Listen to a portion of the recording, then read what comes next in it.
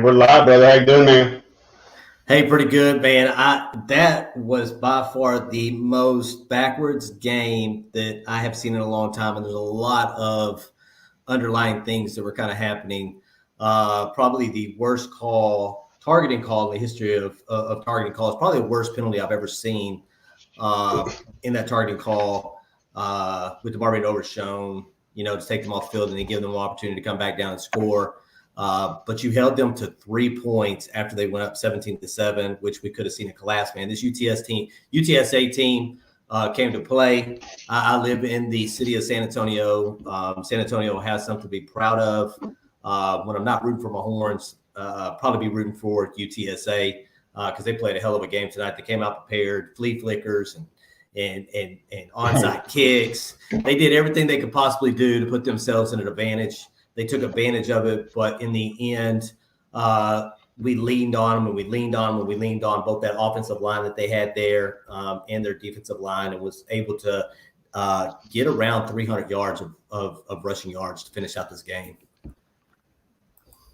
Yeah, you kind of hit the nail on the head. And what I, of course, we were in the in-game chat, and it was the exact opposite of how football games were played last year by this football team. Generally, they would be the team getting out to a hot start and then fall off in the second half and allow teams to come back. It was the exact opposite. Like you said, it was 17-17 going into half, and you basically outscored them. I'm going to have to do math real quick. 24-3 in the second half to pull out this victory again. The running game got on track. Bijan ran for 183 yards. The defense got a turnover, and anytime they get their hands on the ball, they're looking to score. Jadahe Barron makes a play, gets down the sideline, scores a touchdown. Physical game. It was a very physical game. I think folks forgot that this was a 12-point line at the beginning of the football game, and you figured it'd be a four-quarter game, but we had it, I have it, 38-14. You had it, I think, 41 or 35 to 12, something like that. I know you had them scoring 12, and you were in the 30s, 40s range. Everybody on game day, Texas game day, had Texas in the 40s and UTSA in the 20s, which eventually we got there, and you end up covering the spread. But it was just a backwards type game. You felt they would carry that momentum that they got against Alabama immediately into this UTSA game. It took them a while to get started, but the second half adjustments were there. Again, they outscored them 24-3 in the second half, and big plays in the run game, big plays by the defense. Coburn, like every snap that the center took, he was in the backfield, whether he got the sack or not. Just make plays especially on, I think it was fourth down, to cause that incompletion, turn the ball over. And like you said, the worst targeting penalty I've ever seen in my entire life. I don't know how a football player is supposed to make a tackle at this point. Face mask to face mask, hit the guy in the grill, take him down the ground, ends up losing our best football player for the rest of the game and possibly the first half of next week's game. But I know that appeal goes to the Big 12, and they'll figure that stuff out. Yeah, we apologize. I know Wi-Fi may be a little crazy, and we apologize about that. Me and Jeremy are both at my house, and my wife's probably streaming something on Hulu. My daughter is probably upstairs streaming something online as well. I've turned my devices off here, off of Wi-Fi. But to me, again, it's how they finished. It was how they finished. It's how they. And again, it was one of those specific situations where Texas had a hard time finishing games last year, right? When they got down, it didn't matter if it was, if this was UTSA, Kansas was this situation, starting with Oklahoma, and it felt like that every time Texas would get down, they weren't able to fight themselves out of those holes. They showed something totally different tonight, which is something that is definitely a positive. UTSA opened up with a 20. I can't even think. I'm so tired at this point in this game. 20 play drive. They actually wind up running 84 plays. Right at about 408 yards. I think the defense, and I kept telling Jeremy during this game because we watched this game together, I kept telling him that that it was just weird because I don't think the defense was playing as bad as what it seemed. I think they just couldn't get off the field, but they weren't giving up big shots. Because if you look at the average per play out of those 84 yards, you're looking at about 4.5 yards per play. And they ran the ball 44 times for 139 yards, right at about 3.2 yards, 6.7 yards per pass. And like you said, and I know you told me during the game, and we knew that he was going to be good. We knew their quarterback was going to be good, and he just made plays. Like he got outside the pocket, off schedule. The play they made, the throwback pass that was thrown in like a jump ball that Ryan Watts was in the vicinity of and could have made a play on the ball. He didn't. They did, and got points that way. Like you said, their 20 points were hard earned. They had to run 84 plays to get 20 points, and again, the numbers weren't there as far as sacks. The numbers weren't there for tackle loss. And again, they ran the ball at times down our throat. But I know Lowell Galindo kept saying that tailback was dominating. And at the time he said it, I think he rushed 20 times for 70 yards for a 3.5 yards per carry clip. In my mind, that's not dominating. Again, he did have some decent runs, but for the most part, Texas kind of held him in check. It was the off schedule, quarterback rolling out, defeating our pressure because we couldn't get him down to the ground and hitting his receivers, which we talked about pregame. 1, 4, and 2 were our playmakers. They're big. They're all 6'1", between 6'1" and 6'3", and they're going to make plays on the ball.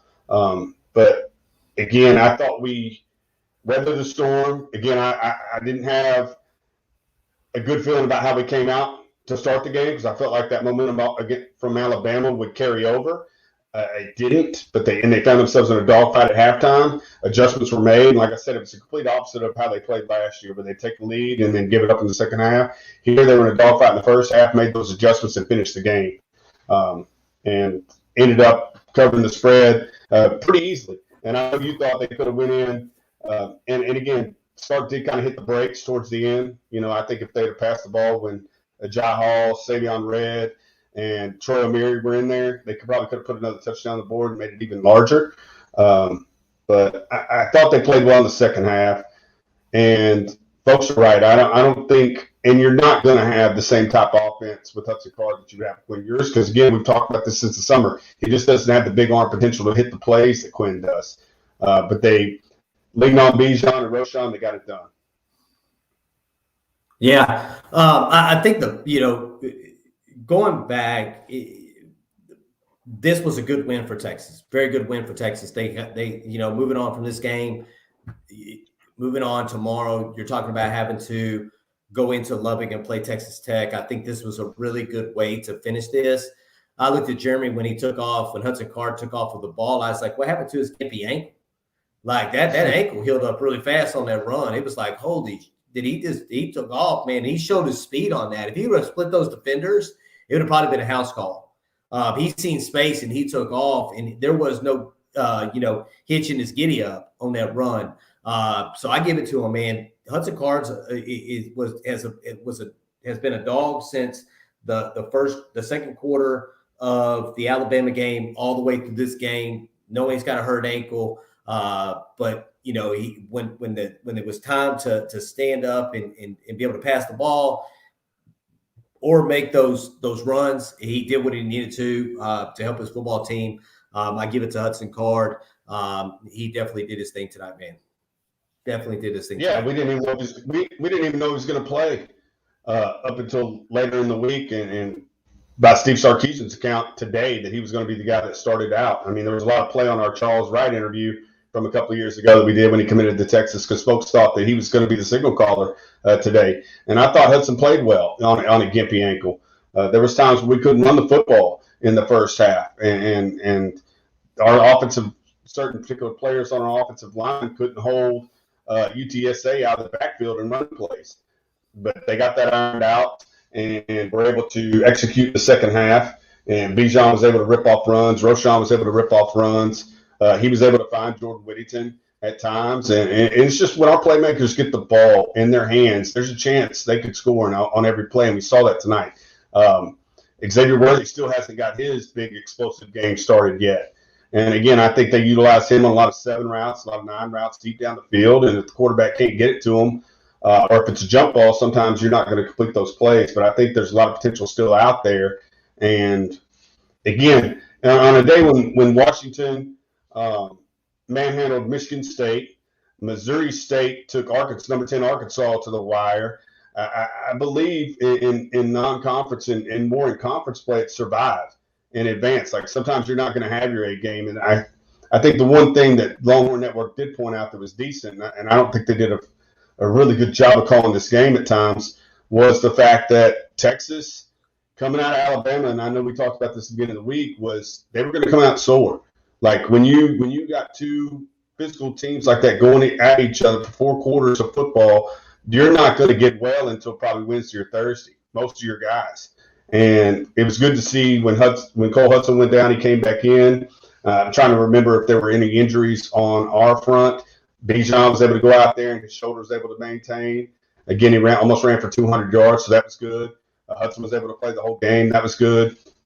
I think when we started out this day, those were hopes, right, that those guys could play and complete the game. They ended up doing that. They ended up beating a good football team, a team that was 12-2 last year. Were 1-1 coming in. So what was that? Quick math: 13. They won 13 out of the last 16 games. They came in here and fought hard and played well for a half, and then Texas adjusted, and their skill took over. So at the end of the day, a 21-point victory. I'll take it and start thinking about Texas Tech.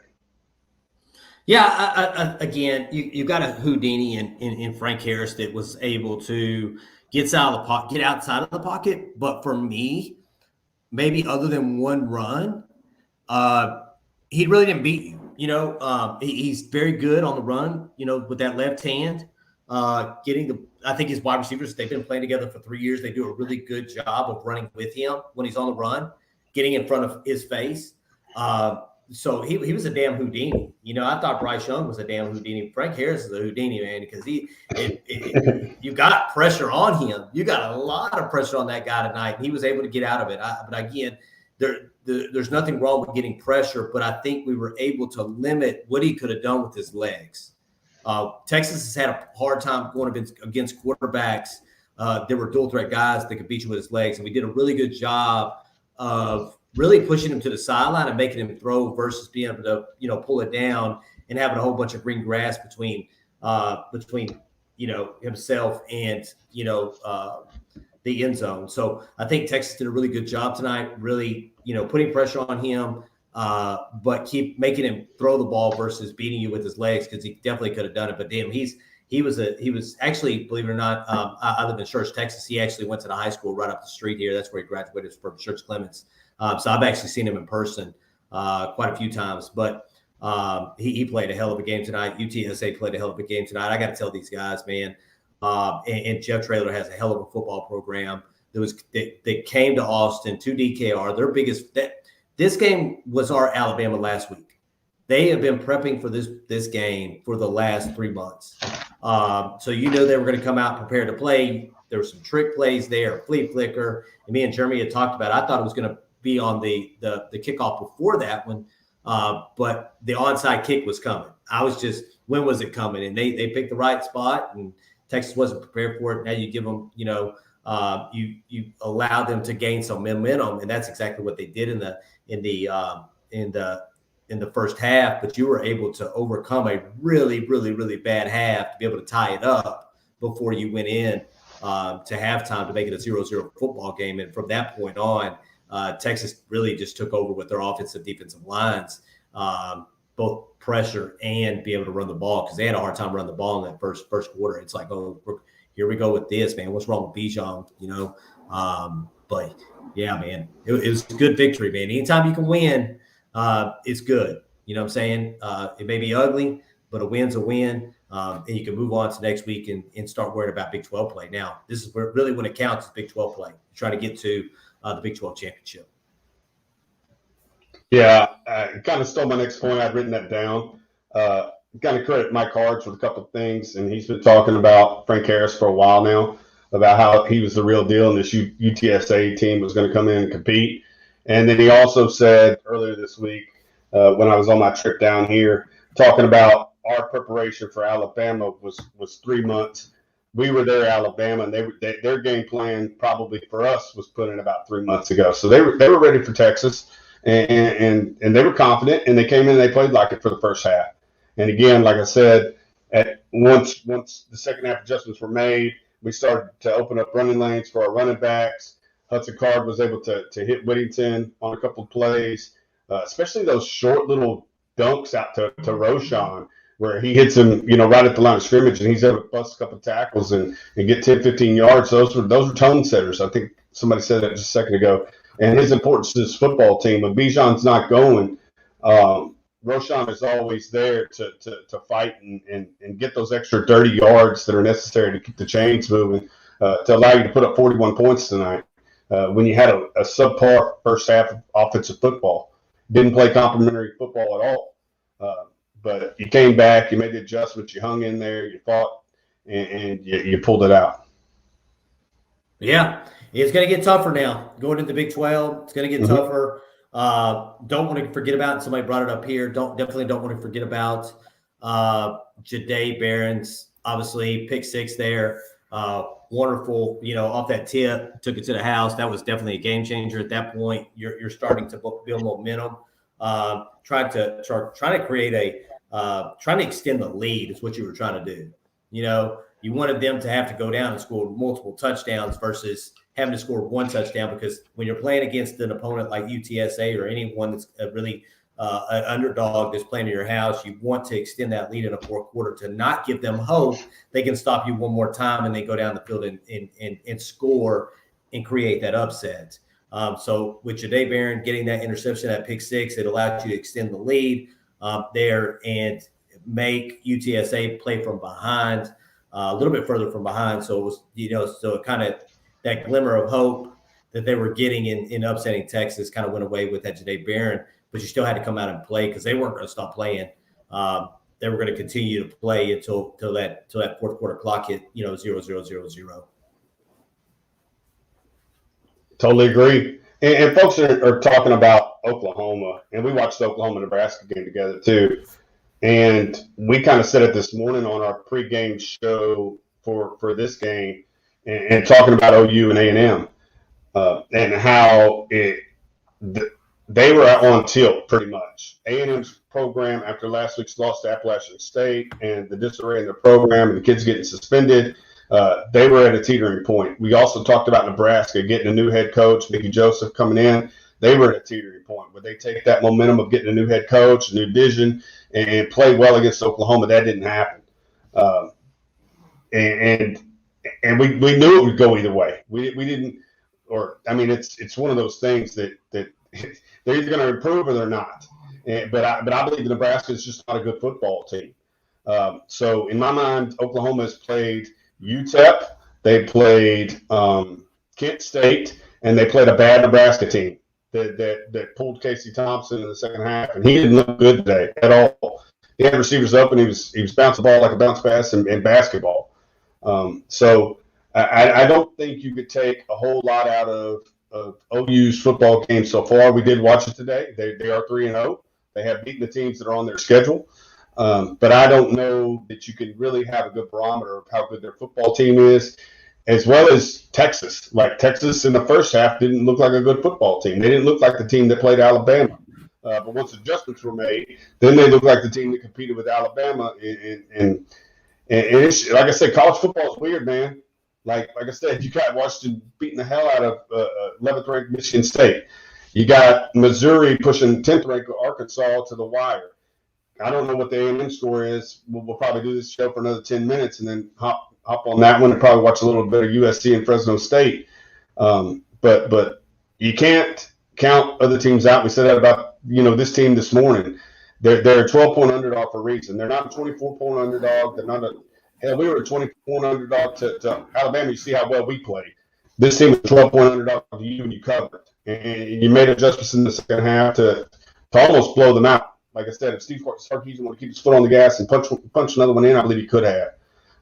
So for a bad first half, for a competitive first half, you did everything you needed to do.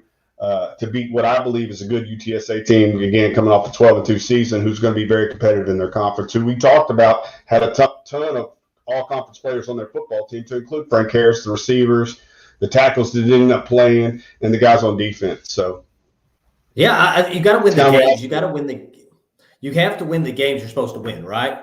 You have to win the game you're supposed to win. Now, if you start off 17-7 and you still win that game, you started off bad, but you finished strong. You outscored your opponents by a whole lot of points to finish that game, to win the games you're supposed to win, right? They say great teams cover, you covered. Like Jeremy said, there's a reason why the cover was, why was the point spread was 12 and a half, I think 12 right before kickoff, is because they thought it was going to be closer than that. You actually, put up more points and the spread got larger from a win today. So I just think you take it. Like you said, there's been teams over the last couple of weeks that I definitely don't want to be in their position at all. I'd rather have a 1-point loss to Alabama. Losses suck. I'm not saying there's good losses, but you losing to Alabama by 1 versus losing to a team you're not supposed to lose to is a bigger problem. So Texas went out, fought UTSA fought hard tonight. Texas prevailed. Now it's time to move on really to the Big 12.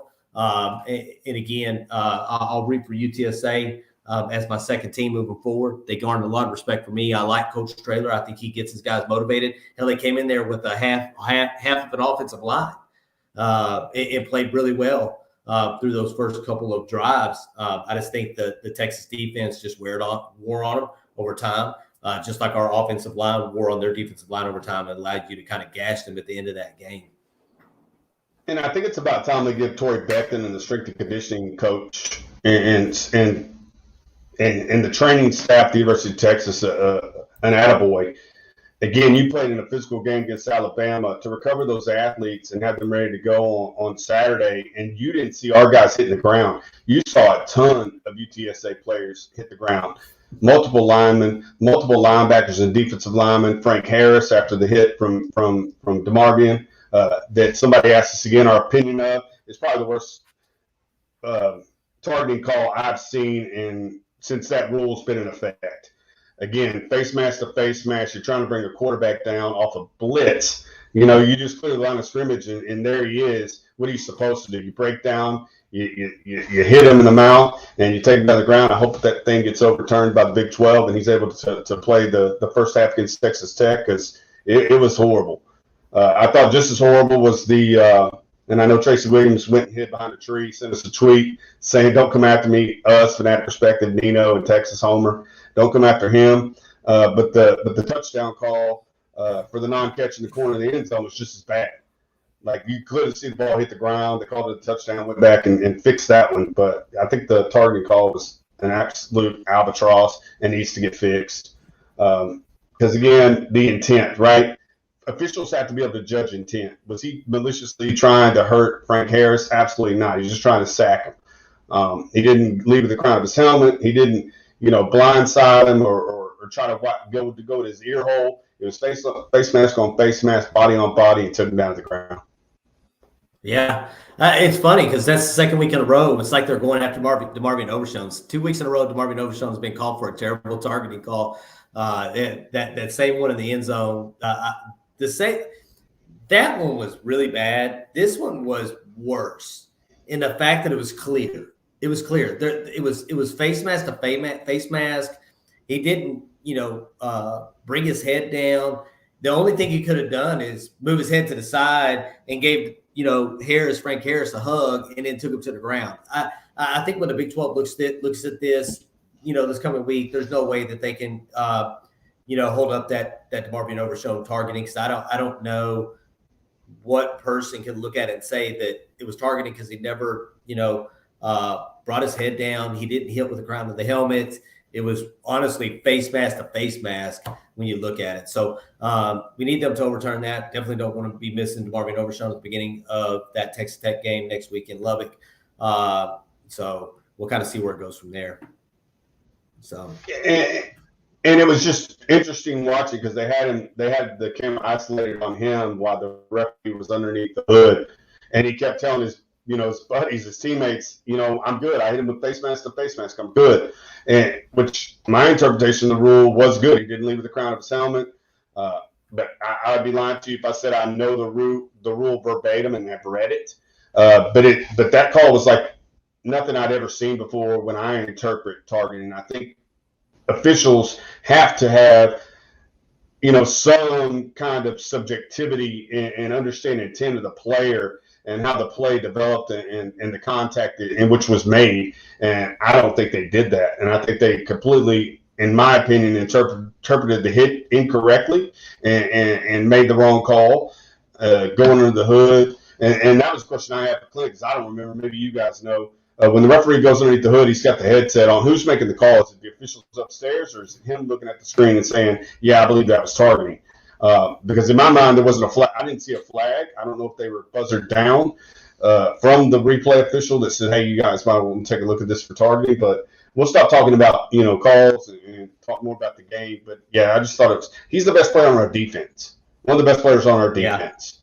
And you just hate to lose a call like that with no intent. Yeah, I'm kind of looking at this A&M game. I'm kind of looking at it right now. 3:20 left in the fourth quarter. 17-9. A&M over Miami. I know they punted the ball. Somebody on here just said that the Aggies fumbled the punt. They may have muffed the punt, but there's about 3:20 left in that football game as we speak. A&M up 17-9. So even if Miami got the ball back, they would have to go down and score a touchdown and then get a 2-point conversion just to tie it up. So that this game may be exciting all the way to the end. So that's the one me and Jim are going to catch here in a few minutes when we get off. Try to catch the end of that one. So, yeah. So they recovered, though, it sounds like. Aggie muff punt inside their own 10, and then they recovered it. So, whoa. College football at its best, man. College football at its best. I tell you. Yeah. It's anything can happen any given Saturday. This is one of those things that you put in the rearview mirror and say, okay, it's done. We're moving on. Good energy in the second half, but really excited for this win against a good UTSA team. So. Yeah, and I know there's comments about Hudson Card's performance, and again, we'll rewatch this game sometime tomorrow because I just don't want to, without a rewatch, just say he threw a bad ball here or receiver ran the wrong route here. It's too early after the game for us to say definitively who. Yeah, I mean you understand the standout plays and who made plays like Barron's obviously, Coburn on the fourth down just blowing up the center, basically making the quarterback in the center collide. The good plays that were made, but you don't want to dog a player for the performance without doing a rewatch. Of course, we'll go back and look at the PFF grades again in the first half. I still think the pass blocking's exactly where it needs to be. I think Hudson Card had plenty of clean pockets. This offensive line continues to deliver in pass blocking situations. But the first half run blocking was not there. But I'm interested to see what the run blocking grades were by half tomorrow and by individual. I think they definitely, of course, we know they definitely improved in the second half. They were able to bust, Bijan ran for 183. Not sure what Rojo ended up with, but he had several good runs throughout the game. And like I say, those little swing passes out to him and Bijan are always, even though they're caught at the line of scrimmage, they always end up getting positive yards. So we thought that would be part of the game plan, run the football and short passing games. I just think we got to work on our intermediate and deep stuff. Again, Hudson Card doesn't have the arm talent Quinn Ewers. He's not going to be able to work the route tree like Quinn Ewers does. But there's got to be something schemed up to be able to get balls down the field because starting conference play next week, you're going to want to extend the field vertically to give yourself the best chance on offense to score as many points as you possibly can. Yeah, your defense, gave up only about 3 points in the second half. Third time keeping a team under 20 points. I think the average is right around 16.6 or 16.6 points per game through 3 games. And if somebody was going to tell me that Texas is giving up less than 17 points through the first 3 games, because Alabama's on your schedule, and then you got UTSA that puts up, I think, probably in the top 10 of scoring offenses in the country right now. I would probably call you crazy if we would have had under 17 points going into those 3 games. So again, your defense is showing up. You wish they wouldn't allow them to have them, give them, 20 play drive at the beginning of the game. But from that time that they got that last touchdown scored on them to the second half, they only allowed 3 more points, and you outscored them by a whole bunch in the second half. Yeah, John, $5 super chat. Really appreciate that, sir. Yeah, it was a punt that was caught by them, and Ryan Watts didn't make a play on the ball. I would say, I don't know if it's the worst play of the game. I would definitely call the targeting because again, that targeting foul happened on what would have been 4th down. They'd have punted the ball. I think they subsequently went down and got the field goal. Basically, they were able to sustain that drive and go down and drive on Texas because of that call. But yeah, as far as in play between the white lines that wasn't involved in a penalty call, I would say, yeah, it was basically a punt pass that the receiver was able to go up and make a play on that Ryan Watts is in the correct position, just didn't make a play on the ball. But appreciate that $5 super chat. We really appreciate it. Absolutely, man. All right, so I told Jeremy we're going to stay on here for 30 minutes tonight. We may do a show tomorrow. I have Jeremy in San Antonio. We'll kind of see how tomorrow goes. But definitely don't want to make any promises, though. Please hit that like button before you get off here. Please hit that subscribe button. We greatly appreciate it. If you have not became a member of the Inner Circle, please, if you're interested, please hit that join button. But again, pulled out a victory tonight. Texas 2-1, moving into Big 12 play. Next game we have is Texas Tech in Lubbock. It's probably going to be a tough one. I know they played a tough North Carolina State team today. I think the final, if I'm not mistaken, was 27-14. They took a brutal injury in that one. Definitely something you don't want to go back and watch on one of their players. But that's definitely going to be a tough game. So you'll see us preparing for that game this week. We'll probably do our usual Monday night, what Sark said after his press conference and talking to the, obviously the media availability for the players. And then we'll be back for our Thursday pregame show. We should be back for our Thursday pregame show for Texas Tech, and then our pregame for Texas Tech and our postgame for Texas Tech as well. You got anything you want to add for me? Yeah, just please be flexible with us. Clint's saying days, and Monday should be no problem. But like I said, I'm in San Antonio for school. He's still in school, so please be flexible with us. May move to the left, may move to the right, depending on availability and us having a chance to give you a good product. Again, we don't ever want to come on here and not know what we're talking about or have the latest and greatest information. So please be flexible with those days this week. But like Clint said, we're coming to you probably 3 times this week. Just don't know 100% days in which we will, but we will try to hold to our Monday, Thursday, Saturday schedule. Yes, sir. All right, y'all have a wonderful rest of your weekend. You can find us on Facebook at Texas Football Talk. You can find us on Instagram at Texas Football Talk, and you can find us on Twitter at TX Football Talk. We appreciate you listening as always, and y'all have a wonderful rest of your weekend, and hook 'em. Hook 'em.